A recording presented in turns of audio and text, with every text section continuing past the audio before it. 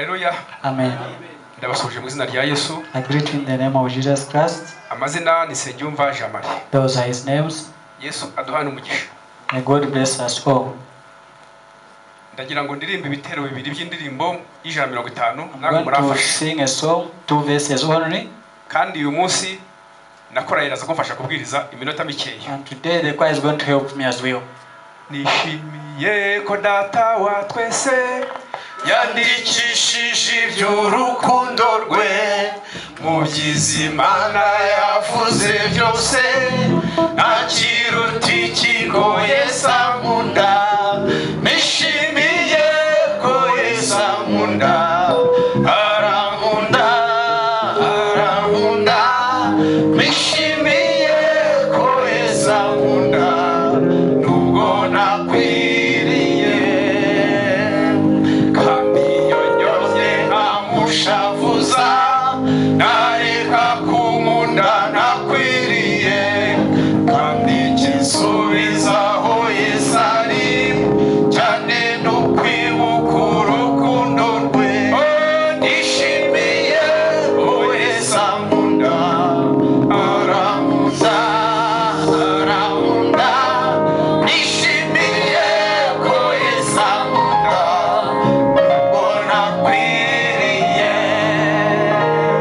Ninde ubwiza bwe bwo mu ijuru nzajya ndirimba iteka ryose nzajya mubaza ndirimba nyandi Yesu ni iki cyakumundishije. Nishimiye ko Yesu ankunda arankunda arankunda. Nishimiye ko Yesu ankunda nubwo nakwiriye. Dusome amagambo y'Imana Let's read the word of God.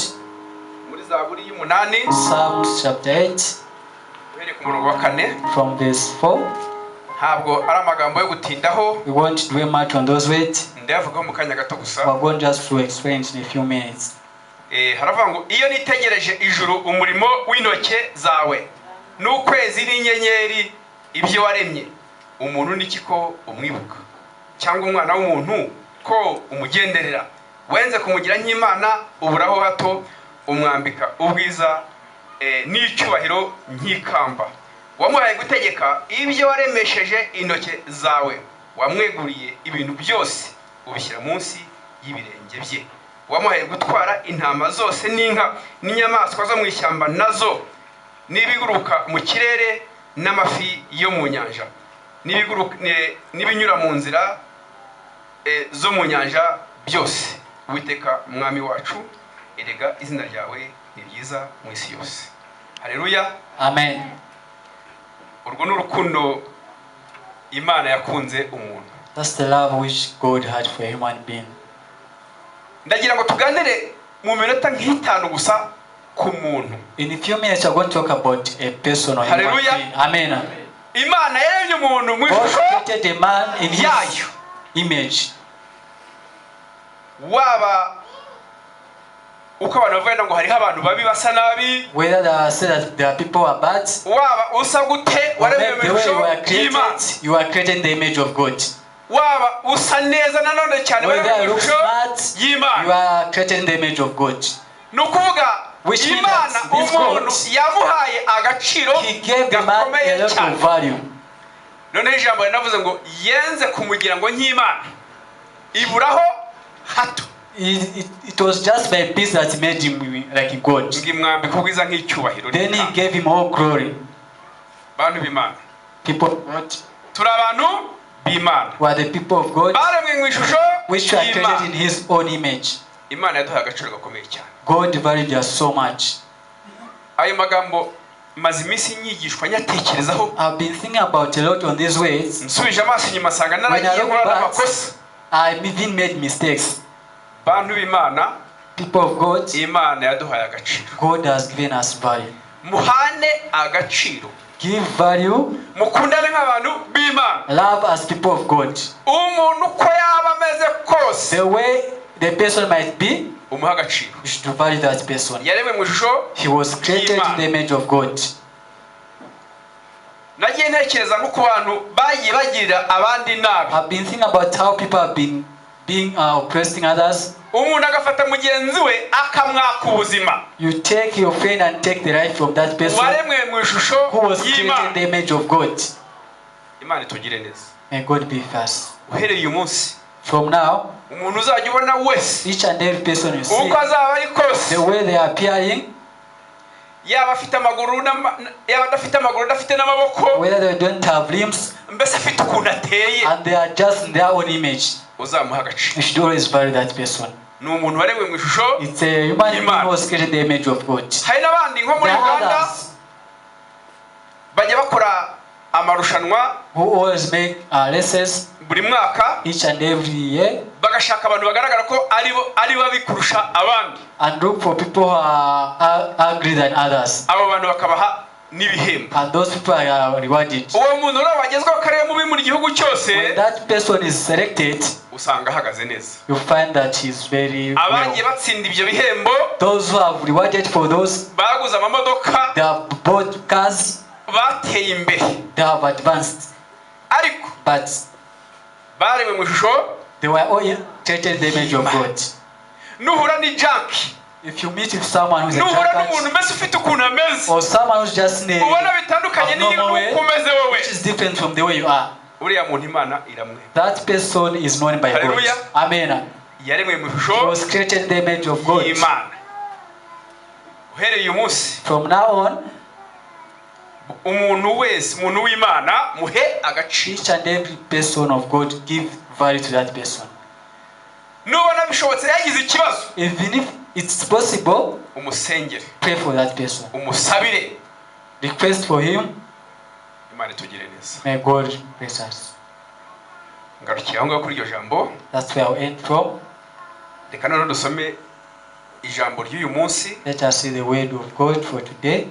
ijambo riri muri Yeremiya Jeremiah igice cya mbere, chapter 1, umurongo wa 11.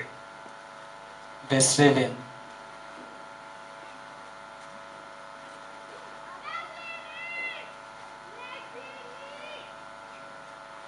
Yeremiya igice cya mbere umurongo wa 11. Jeremiah chapter 1, verse 11. Haravuga ngo ijambo ry'Uwiteka rinzaho riti, Yeremiya we, uruzi iki? Maze ndavuga nti nduzi inkoni y'umurinzi. Maze Uwiteka arambwira ati, wabonye neza kuko ndinda ijambo ryanjye kugira ngo ndisohoze. Dusome no muri Zaburi. Let's also read Psalms. Ntabwo ndi butinde. I won't take much of your time. Zaburi ya 33, Psalms 33, umurongo waho wa 10. verse 10. Oya. Zaburi ya 33 umurongo w'8 n'uwa 9. Psalms 33, verse 8 and verse 9. Aravuga ngo isi yose yubahe Uwiteka, abari mu isi bose bamutinye, kuko yavuze bikaba, yategetse bigakomera. N'ayo magambo umwuka w'Imana yashyize ku mutima. Those are the words we shall go and talk about. Haleluya. Amen. Umutwe w'amagambo uravuga ngo The theme of the word says that Imana irinda ijambo ryayo. God protect his word. Imana irinda ijambo ryayo. God protect his word. Dufite ikibazo, We have a problem. twinjiye mu gakiza, We came in this field of salvation tubwiwe ijambo ry'Imana. when we are taught the word of God. Tugeze mu nzu yayo, After reaching the house of the Lord, dusanga intego we found that mu nzu y'Imana ni ijambo ryayo. the word of God, what is necessary in the word of Buri the house of munsi God. rirasomwa, Each and every it is read, ariko ugasanga uburyo turizi but the way we know it, ntabwo busobanutse. it's not really explained. Ni nk'umwana I've taught them. umunyeshuri akava mu wa mbere They will come from primary, yiga imibare, learning about mathematics, akangeraho mu mwaka wa 4. and they will do reach in grade 4. Nareba nkasanga mu by'ukuri How to look, nta kintu namba azi there's nothing which they know, kandi yarabizi. but they are brilliant. Tukaba tumaze imyaka 20, 30, And we 10 have spent about 20, 30, 40 years, itanu 5 years, ariko mu by'ukuri ijambo ry'Imana nta kintu turiziho. but the word of God, we know nothing about it. Ijambo ry'Imana The word of God niyo ntwaro yacu. is our strength. Ijambo ry'Imana The word of God, kuri twebwe kubakijijwe to us who have been saved, ririmo byose. it has a lot, everything. Tugire icyifuzo Let us have a request cyo gusobanukirwa to really understand ijambo ry'Imana. the word of God. Dawidi muri Zaburi y'119:11 David, Psalms 119, yaravuze 7, ngo nabikiye ijambo ryawe mu say that mutima I've kept your word in my heart. rirandinda kugira ngo It ntagucumura. has protected me so that I won't sin against you. Dusabe Imana Let us request from God dusobanukirwe ijambo to really ryayo. understand His word. Iri jambo ryayo This word niryo ryaremye isi n'ijuru. is the word which created heaven and earth. N'ibi bintu byose tubona And each and everything which we see, byaremwe they n'ijambo. were all created because of the word of God. Dusabe Imana idufashe Let us request God to help us turimenye, to know and understand it, noneho turishyire no mu bikorwa, and to also put it in action. tugendane naryo. We should walk in it. Twe gusa kubiririmba gusa Let's not just say it or sing it ngo turisome gusa and read it nk'abasoma amateka. as if we are reading history. Oya, No. turisome We should ritwinjiremo read it and it should enter us, kandi turikure mu nyuguti. and we should remove it from the letters. Bantu b'Imana ibisomye si inyuguti. These what I've read, they are just letters. Mwayibonye ko ari inyuguti? Have you seen it? Turikure mu nyuguti twumve ko ijambo Let's remove it ry'Imana from the letters and understand that the word of God ari Imana muri twebwe. is the same God in us. Haleluya. Amen. Noneho And Imana yararebye God looked, isanga nta yindi ntwaro, He saw that there was no any other isanga strength. nta bundi bushobozi dukwiye. We have no other authority which you are needed. Dukwiye ijambo We ryayo. all need His word. Usomye hari turiya dutabo bita utw'abajidewo turiya dutoya, There are certain books turimo Zaburi which are Psalms n'isezerano rishya. and the New Testament. Amagambo atangira kuri aho ka Bibiliya The preamble words there, avuga ku ijambo ry'Imana. it talks about the word of God. Ngo ijambo ry'Imana But the word of God ni itabaza ry'ibirenge, is the light of our feet. ni intwaro It's the strength of a sword umusirikare akoresha ku rugamba. which a soldier uses in the war. Haleluya. Amen. Dusabe Imana idufashe Let us request God to help ijambo us, ryayo His word, ritubere intwaro, to be our sword, ritubere byose. to be everything to us. Usomye muri Matayo When you read the book of Matthew, 7 chapter 7, umurongo wa 7 verse 7, haravuga ngo iki? says what? Dusomere Let us read. cyangwa nisomere.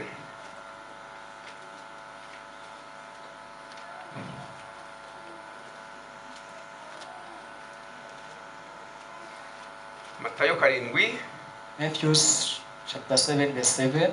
umurongo wa 7 haravuga ngo musabe muzahabwa, mushake muzabona, mukomange ku rugi muzakingurirwa. Ni ukuvuga uyu mwami Yesu yaduhaye uburenganzira Jesus Christ has given us mu a chance ijambo rye. in His word.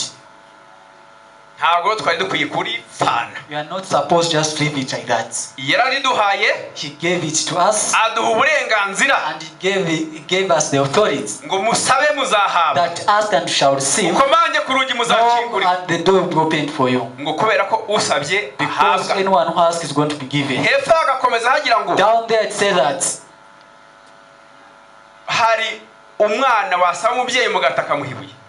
Can a child ask his or her parents hari umwana wasaba umubyeyi isamashi akamuha inzoka cyangwa sikorupiyo? or maybe parents can give a snake to the child? ngo ko muri babi mukamuzi guha abana banyu You know that you are blind, but you know how to give what is good to your children. ngo so mu ijuru ntazarushaho kubaha ibyi umukabandi mumusaba? Your Father who is in heaven will give you a lot of things. Imana ishimwe kandi himbazwe. We thank the Lord. Ngero gutinda kuri iri jambo. I'm going to dwell much on this word. Imana irinda that God protects ijambo ryayo. His word. Noneho wasoma muri Zaburi. And when you go in Psalms, dukunda kubivuga gusa mu kanwa. We just talk it just from the mouth. Ariko bitaturi. But they are not in us. Ngo yaravuze biraba. He said and it was there. Itegetse bigira gute? Birakomera. Rero n'abantu bari mu gakiza. And people in salvation, tugomba gushyira mu bikorwa ijambo ryayo. We are supposed to put it in action, the word of God. Koko tukareba ko yavuze. And say that he has said. Tukareba ko yategetse. And say that he has commanded. Bigakomera. And to be strong. Tukareba ko twasaba tugahabwa. And see that we can ask and be given. Tukareba ko ijambo ry'Imana twarikoresha nk'intwaro. The word of God we can use it as a sword. Murabizi iyo umuntu afite intwaro. Do you know when someone has a sword? Afite nk'imbunda ye. When they have a gun. Pistole. When they are just walking with their gun. Abazi ko isohora umuriro icyamwitambika imbere akarasa. He knows that whatever might come on his way might just. Niyatagihamya kubera urusaku. Even if he might not be sure about it. Gikizwa n'amaguru. It's always run. Siko birira? That's how it is. Iyo agafite mu mufuka. When they are just they have it. Aba yumva agize gute? They are at peace. Akomeye. Natwe rero. Even us.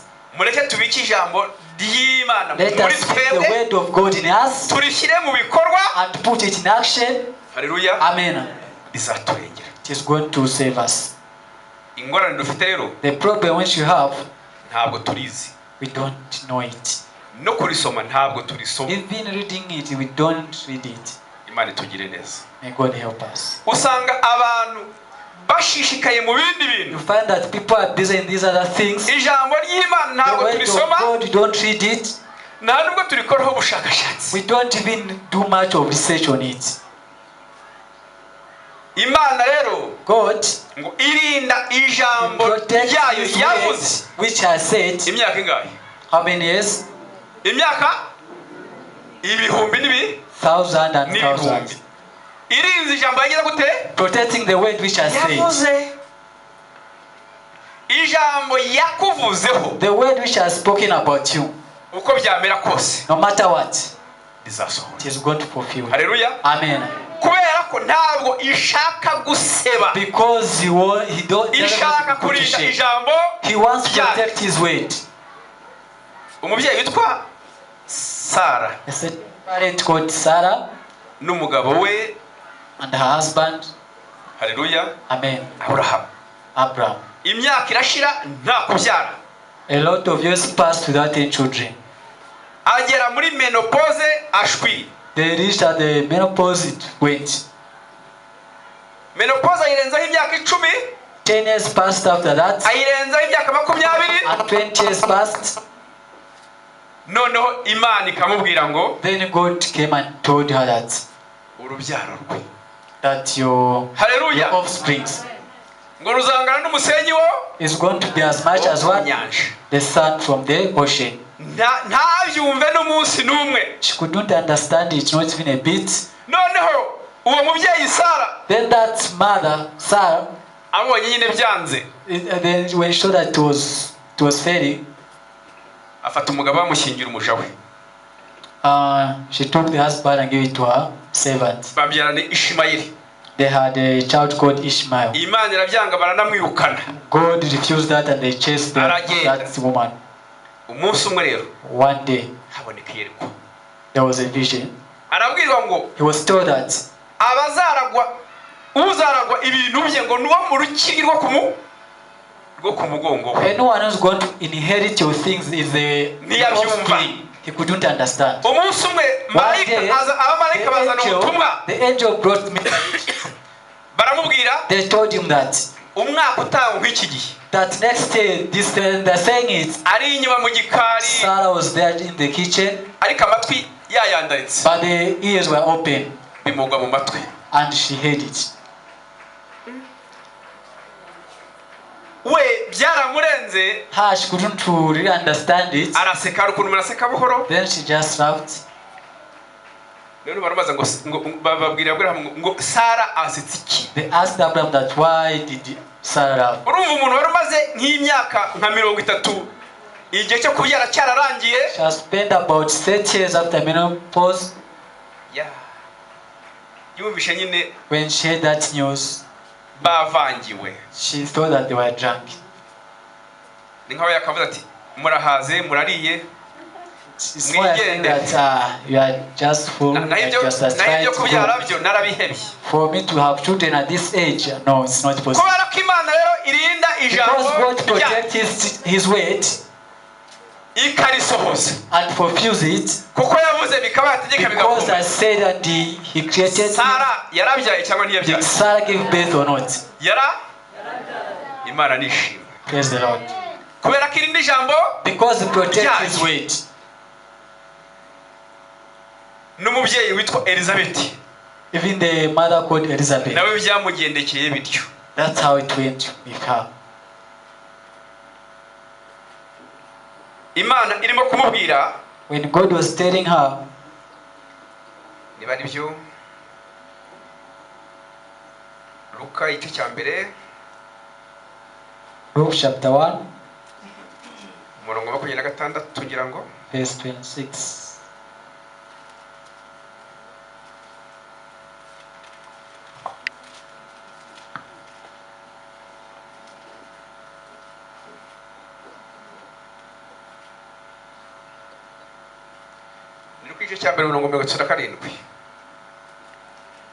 Luke chapter 1 verse 37. Ngo kuko ari nta jambo Imana ivuga ngo rihere. Nibyo ngiryo. Haleluya. Amen. Marayika yarajyaniye Maria ubutumwa. The angel has taken message to amubwira ukuntu azabyara, to Mary, telling how she's going to umwana w'umuhungu, a son uzaba umucunguzi, who is going to be a savior. Noneho Maria biramutangaza ati ntibishoboka. Mary was surprised. It's not possible. Nabyara ne ko ntari naryamana ko ntari nahura n'umuhungu. Aramubwira ati imbaraga zisumba byose zizagukingiriza. Not know the strength of the Lord is going to be. Nibwo atangiye amubwiye ibya Elizabeth. That's how she was told about Elizabeth. Mwene wa Elizabeth afite inda yo muza bukuru. That Elizabeth she has a pregnant. Ati kuko nta jambo Imana ivuga ngo rigira gute? There's no way which God does not say that and Imana yavuze ko Elizabeth azabyara. God that said that Elizabeth will give birth. None aratwite. Ati nawe rero and even you, kuko nta jambo Imana ivuga ngo rihere. For God protects His word. Irinda ijambo ryayo. He protects His word. Nawe uwo mwana w'umuhungu uzagira gute? He also going to give birth to a son. Bantu b'Imana. Inshuti z'umusaraba. People of God. Mureke twizere Imana. Let us believe in Christ. Twizere ijambo ryayo. We should believe in His word. Turishyire mu bikorwa. We should put it in action. Twizere ko ijambo yavuze izarisohoza. Let's believe that whatever I said is going to be fulfilled. Tutanashatse abahanuzi. Without even looking for prophets. Kino gitabo n'ubuhanuzi. It's just a prophecy on its own. Bitabujije ko n'Imana yakubwira. Meaning even God can also talk to you. Ibyikubwiye ikazabisohoza. And whatever I has told you is going to fulfill it. Ukagera mu gihe cy'ibibazo. You reach in time of trouble. Ukagera mu gihe cy'ingorane. Time of challenges. Uko ijambo ry'Imana rivuga. And remember what the word of God says. Rivuga ngiki? What does it say? Ngo nunyura mu migezi. That when you pass through the valleys, ntabwo izagutemba. Ijambo ry'Imana rigira gute? That's how the word of God says. Ukibuka ngo ijambo ryayo iririnda imyaka ibihumbi n'ibiki. Protect His word for a lot of thousand years. Ukamenya ko and know that ya migezi itari bugutembane. That you won't be taken away by those valleys. Imana yacu nishimwe. Praise the Lord. Ukagera mu bibazo mu ngorane. You reach up in challenges. Ukibuka ijambo rivuga ngo. And remember that. Uko David yavuze. The way David said that. ngo ndashaje ngariko nabonye ngo nta mukiranutsi ugira gute nta bana mukiranutsi ugira gute same person usabirize ngo Imana yagize gute. That's what the word of God says. Nawe ukamenya kutazagira gute And know that you want to do what utazasabiriza. you will never be. Ukamenya yuko utazakora iki you want to put to shame. Ukibuka irindi rivuga ngo And remember another way to say that ngabagutegereza that those wait for you ngo ntabwo bazakorwa n'isoni ngo kereka baba mu masezerano ntaki unless those who go away from the promises without any reason. Ukibuka mu mutima wawe kutigeze bamwisezerano that ukibuka ko wategereje Imana. And remember that you have waited for God. Ukumva kutazagira gute utazakorwa n'isoni. And remember that you never be put to shame. Inshuti z'Imana, friends of God. Hallelujah. Amen. Muhumure abizeye Imana. Those who have believed in God, ntabwo tuzakorwa n'isoni. we won't be put to shame.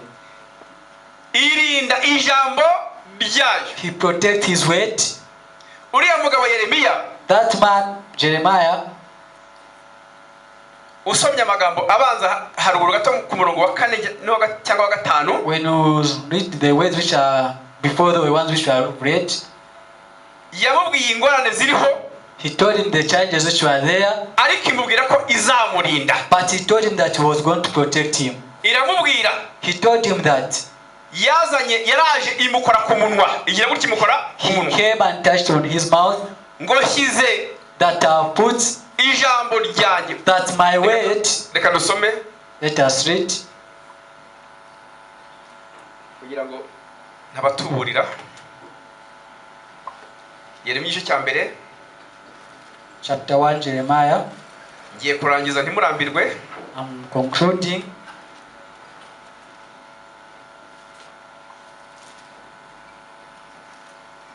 Umva ko havuga.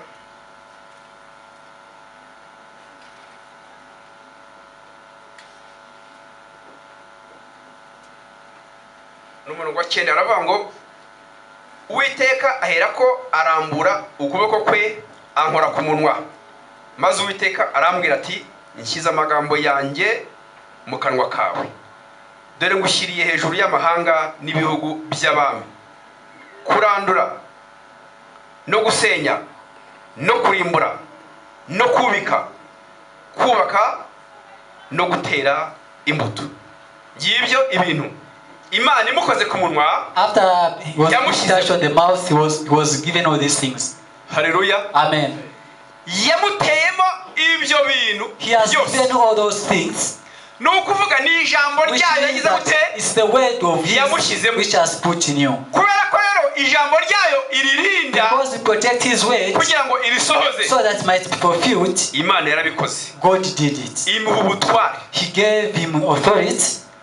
Ibyo asenya, whatever he breaks, akabisenya, and breaks them. Ibyo yubaka akabyubaka. Whatever he built, he could build. Ibyo arimbura akabirimbura. Whatever he destroy, he could destroy. Ijambo ry'Imana rigira gute? That's what the word says. Baramufunze. He was put in prison. Bamukoreye ibishoboka byose. They did whatever was possible. Imana kubera ko yavuze because as that protection against him, yaramurinze kugeza he protected him until his last breath. Imana yavuganye natwe ntabwo ibeshya. God who has talked with us does not try. Irinda ijambo ryayo. He protect his word. Mbese mu buzima bwawe mu gusenga kwawe, in your life, in your prayer life, hariho ijambo waba warigeze uvugana n'Imana? Do you have any word which you have talked with God? Bavuganye n'Imana bagiye kujya kure. If you have a word which you have talked with God, raise up your hand. Hallelujah. Amen. Izarisohoza. It is going to be fulfilled. Kubera ko igomba kuririnda. He's supposed to protect it. Ntabwo Imana ikunda guseba. Doesn't try to be put to shame. Nakwemereye ikintu. If I do something for you, nakoresha uko nshoboye. I can do anything. Akikugezaho. And to make you reach that kugira ngo utanca amazi. So that you won't. None si ijambo Imana yavuze. And the word of God which he has said, izarireka rigwe hasi. He's going to just leave it like that. Umuririmbyi aririmba. The singer sang that. Ngo ijambo ry'Imana ngo ntabwo rizagenda ubusa. That the word of God won't just go like that. Ngo nibishoboka ntabwo rizagenda. It's not possible. It won't just go like that. Ngiye kurangiza. Finishing. mfite amagambo Imana yambwiye. I have words ndangirije ubutumwa yampaye. After delivering the message had given me. Hari saa 11 z'umugoroba. It was at 17 hours. Nicara n'umupasiteri twari kumwe. I sat with certain pastor. Turaganira tunaniwe cyane. We had a chat while we were very tired. Ijwi rirambwira ngo Jamal told me that Jamal, haguruka utahe. Stand up and go home. Ndabisuzugura. I neglected it. Rivuga inshuro 3. It came to me 3 times. Mbwira umupasiteri ni pasiteri rero. Then I told the pastor that ijwi rirambwira ngo mpaguruke ntahe. He was telling me that I should go home. Birimo biregera saa 12. It was going to 18 hours there. Aravuga ati rero burije uzataha ejo. Then he said that no, it's time to go. Mugende bagushidikanye ijwi ngo haguruka utahe. Mbanijije mu nzu. As I was neglecting it, I went to the house. Mfata kambarete nagendanaga ntindagiye. I took the bag that I'm going. Abaransengeye amayinitiki. He prayed for me and gave me the chance. From that time, there was a person there ujya kuri kaburimbo who was going to tarmac there. Angubita ku igare. Nkigera kuri kaburimbo n'imodoka igera ku mupaka. I also got a car and went to the border. Nasinyishije ku mupaka wa Tanzania saa 1:30. I reached there around the 19:30. Nambuka ku mupaka w'u Rwanda saa 2 zirengaho. I crossed the border around nsangaho banakinze. Nyagira mitasanga imodoka igi Kigali. When I reached there, I found the car. Inkura hingeza za Rwamagana iwacu idahagaze. Which took me direct to my house. Bwari ubwa mbere mbibonye. It was the first time I saw it. Yiva mu modoka nsanga umuntu w'inshuti yanjye afite igare sinzi ikintu cyari kimukerejeho. I had a bike. Nta telefone zari zirahari ngo telefone. There were no phones by then. Angubita ku igare umugore agiye kumva yumva ndimo ndakandagira. I was on the bike that my wife had. Ashize nk'umwaka cyangwa imyaka 2. After 1 or 2 years, wa pasiteri aza mu gihugu. That pastor came to Uganda. Aransura. He visited me. Uko yansura uko twabonanaga ntabwo yarangiza agatambwa ati Jamari Imana iragukunda. The way we could talk to tell me that God loves you. Hallelujah. Amen. Jamari Imana iragukunda. That God loves you. None umunsi umwe. One day, numva ngize ipfunwe. I had this. Uyu mugabo kujya kwenda kuvuga Jamari Imana iragukunda. Why does he like think that God loves you? Kandi nkaba ntamuzi w'uburyari. And I don't know anything about him. Umunsi umwe rero one day, agiye kuva mu gihugu agiye Malawi. When he was about to go to Malawi, ubu ni uyobora itoro rya Malawi. Is the one who leading the church in Malawi there. Arambwa ati Jamari ntago twatandukana ntabikubwiye. He told him that we can't go. Ati impamvu ndakuvuga ngo Imana iragukunda. The reason why I kept on telling that God loves you. Ati buryo ukimara kuhava mu minota 5. That after leaving that place in 5 minutes, haje abicanyi bazanye ibintu byose byicana. They came murders who came to kill people with a lot of swords. Imirizi irimo imisumari. A lot of swords which are different. Hammers, pigs. Baje kwica umuntu wavuganye ni. They came to kill someone who has talked to God. Iyo baragusanga, if they had found you there, bakakwica twari kuguhamba he byari kugenda bite. If they have killed you, well to have. Imana yarinze ijambo ryayo yavuganye nanjye ngizagera gute. Talk to me that he was going to izandinda to protect me. Kubera ko yagize gute. Because at that words he had said. Yavuze rero. If he has said, irasohoza. It is fulfilled. Amen. Yavuze igira gute. If he has said, it shall surely come. Irasohoza. Hallelujah. Amen. Kindi gihe. Another day. Umwaka wa 2001. 2011. Cyangwa na 2 ngira ngo. Imana irambwira. God told me that. Ngo Jamari mvuga mu izina ngo nirukanye. That Jamari burundu inzara forever iwawe. Poverty for good in your family. Kuva icyo gihe Imana yabimbwira. From that time until now. Niyo warya agahunga n'urugero kadafite imboga ntabwo buriye. Even if you eat food which are not just igifu kiburi kigira gute. You have ate something. Najyaga mburara inshuro nyinshi. I could eat a lot. Ariko kuva icyo gihe muri 2001 cyangwa na 2 from 2012 kugera uyu munsi until now. Hallelujah. Amen. Ntabwo ndabura icyo kurya. I will never lack food. Ijambo Imana yavuze. The word of God which has talked about even today, it is still standing. Amen. Hallelujah. Amen. Nayibonye n'amaso. I've seen it with my eyes. Kugira ngo rero Imana ibinyereke neza. For God to show it. Ngeze muri Uganda bari amaze imyaka. When I reached Uganda, I spent 2 years without any rain. Bari amaze imyaka 2 nta mvura igwa. 2 years without any rain. Nta byo kurya bafite. Without any. Gira gute? It should be fulfilled. Irisohoza. Ngo abonye uburyo ndindi ijambo ryanjye. that I'm using the way to protect my weight. ijambo yakuvuzeho The way that bizagira she has gute said to you, it is going to come to pass. we kugira ubundi wizere Imana wigirire ikize. Have faith in God. wahanurirwa atari ibyo gutubura Even if you wizere have prophesied, believe ari it. ibyo usanye mu ijambo ry'Imana ugira If you gute read in the Bible, believe it. ibyo Imana irabikora mbibonesha amaso. God did it and I saw it with my eyes. sinagira inzara kuko mbona ko Imana yirukanye inzara iwanjye. God had chased poverty from my house. abaturage bakajya baza bagakura ibijumba tutanabizi. They could farm bikananirana bikaborera mu they could just be rotten that in the farm there. iyo si Imana. It's God. si Imana yavuze.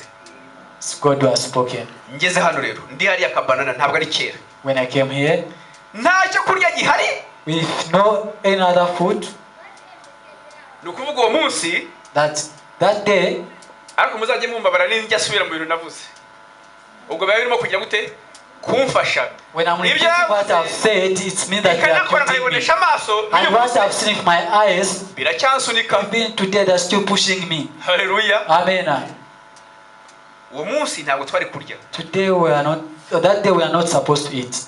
kandi ntabwo nari bugiye kugira gute kwikopesha gahunga. And I couldn't go and get a credit. Imana iri gukora imirimo. umwana yagiye ku ishuri. Wonders.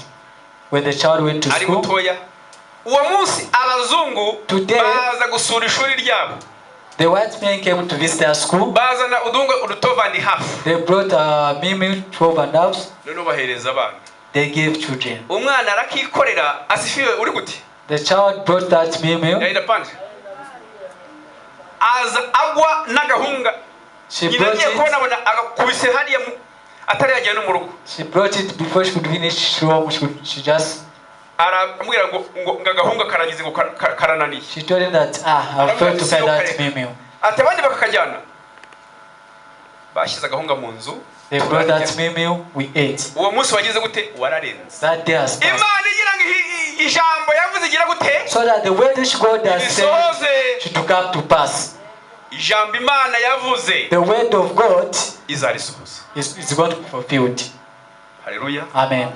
kubera ko n'Imana itagira gute. Because God who does not try. ndangirize rero kuri iyi nkuru. Let me finish from this story. hanyuma abaririmbyi bitegure. And the singers are going to help me. nabo bakore umurimo. They are going to do their job. iminota mikeya. In a few minutes. maze iminsi numva amagambo muri yewe. I've been thinking a lot of words in me. avuga ngo which say that ntutinye. Don't be afraid.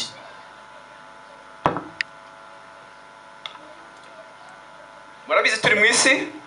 We are in the world, you know. dufite ibibazo duhura n'ibibazo buri munsi. We have challenges each and every day. ijambo nahawe riravuga ngo ibibazo byose bizashira. The word of God shall be say that all the stresses are going to end. All the challenges are going to end. bizashira. n'umwana wakunaniye nagenda mufite wananiye. If you have a child who is byakwanga byakure bizagira gute.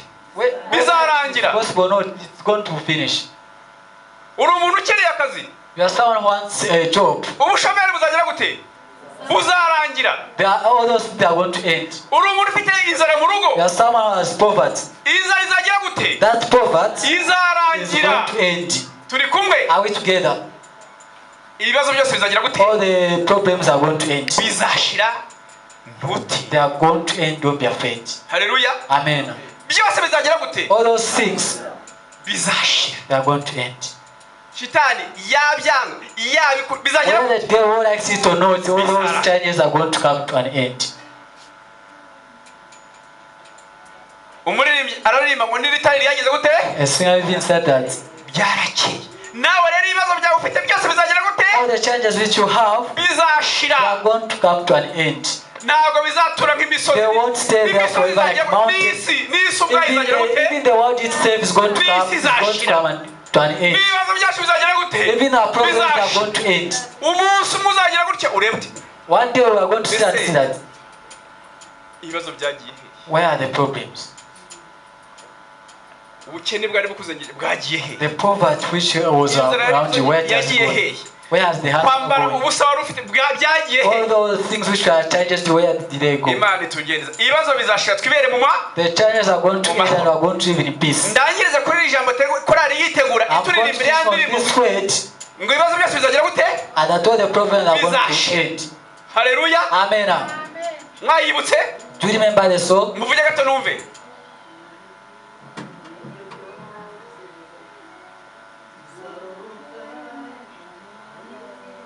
Niora? Haza umunsi umwe. Niyo ngiyo. The same one. Hallelujah. Amen. Byose bizagira gute? All those things bizashira. They are going to end. Ndangirize rero kukubabwira Yesu umara ibibazo. Mwumva ukuntu Yesu amara iki? Amara ibibazo. Ngewe niga muri secondary no muri secondary imibare. I learned mathematics. Mu mibare hari imibare bita imibare. The mathematics are called imibare y'ibihekane. The fractions. Aha. Urakizi sha. Imibare y'iki? Y'ibihekane. There are fractions there. Ibigizwe n'imibare ibiri. It has two numbers. Umwe hejuru. Undi. The numerator and the common denominator. Uwo hejuru bawita ikibara. The one which is on top one is called the numerator. Aha. Uwo hasi bakawita ikita. The bottom is called the denominator. Noneho uko ikita rusange kiba kinini. The way it is. Turi kumwe? Uko ikita rusange kiba kinini. The way the denominator is big. I don't know if you are getting it. Ngo bigenda kugana iki na? And approximately to zero. Na zero. Kimwe cha miliyari wagira. 1/1 maybe it is approximately 2. Ikintu kidafa? It's something which is not kidafati. Which cannot just touch. Noneho rero ibibazo byacu. And our problems. Ibibazo byacu. All our challenges. Tubishyire hejuru. Let us put them on top. Ariyo numerator. Aha. Noneho hasi hariya. And on the bottom there. Twashyire Yesu. And put Christ. Turi kumwe? Are we together? Hejuru hari ibibazo bya. On top the challenges. And on bottom there is Christ. Hari Yesu. Kubera ko Yesu. Because Christ. Numubare munini. Is a bigger number. Yesu ni munini. It's a very big. Uko cyaba kinga na. No matter the challenges, no matter how it is. Yes, ari hariya hasi. When God is still there down there. It's approximately to zero.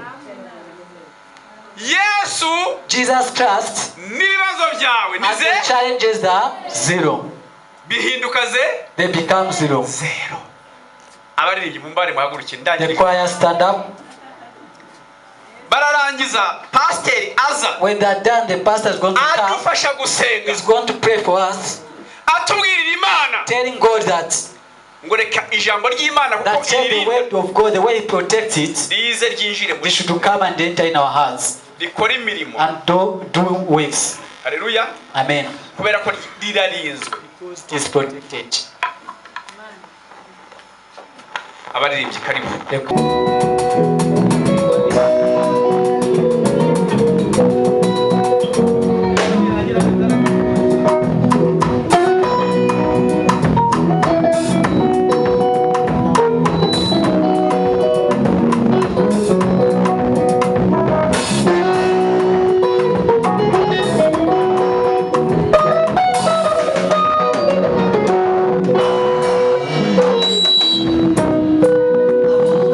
We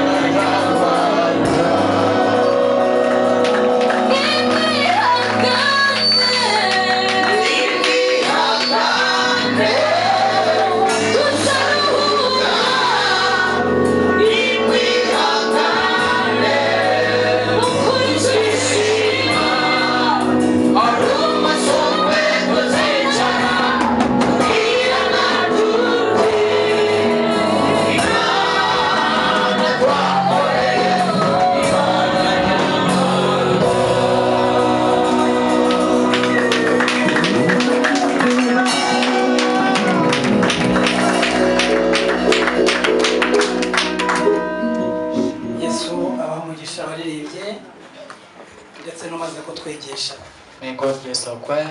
Ariko yaturirimbiye indirimbo nziza twatangiriyeho ivuga ngo nishimiye ko data wa twese yandikishije iby'urukundo rwe. I thank the Lord that has given the love. Imana nishimye. Praise the Lord. Imana yandikishije iby'urukundo rwayo natwe. God wrote